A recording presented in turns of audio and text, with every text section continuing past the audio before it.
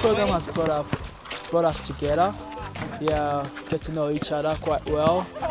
And then due to this program, we've learned a lot from each other's story, past.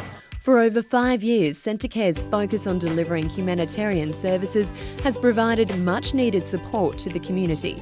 We've got a high population of young people from refugee backgrounds here in Wagga, and to assist with their social inclusion, it's really good to have a program where they can come together culturally, but also get the necessary assistance that they require in terms of their settlement. And what we do is trying to engage the young people in sport, which is a healthy recreation, but also what sits behind the basketball or the soccer is a range of case management, counselling, mentoring, or simple homework help for them. Basketball is one of our passions as young Africans. We're trying to get our own team and keep the youth, as well as the younger team as well. That's our target too, get them to play what they love, and I guess get them out of troubles, While we're here, we can all behave. While the benefits are clear, these services have only been made possible thanks to funding partners, which are always highly sought after and ensure the survival of these programs.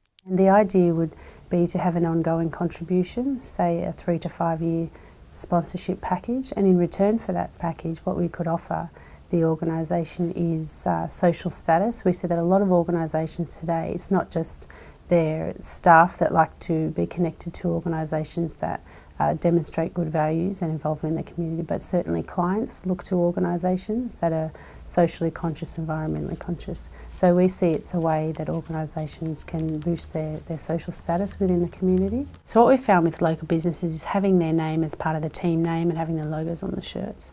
It's improved not only their social status within the community, but also their media coverage, their exposure. They're able to improve their consumer uptake. The other thing we like to do on our website is include our partners' logos and tell a little bit about how we're involved. Centrecare offers a range of humanitarian services that require funding partners.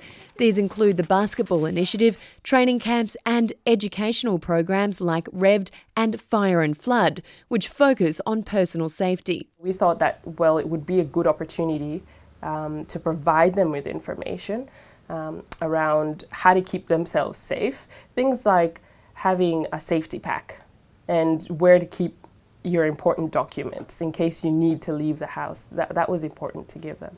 The benefits for such organizations like NRMA or others is that they are helping to build up the community, because that's where the whole concept of social inclusion starts from. And so they're helping to build up that community engagement, and it's something positive. If we don't have the funds, then it's really difficult for us to run the programs, because the programs are usually at low costs or free. So if we don't have that, then we're going to be asking our clients to, give something, and most of them aren't able to do that. So funding bodies are really important to us.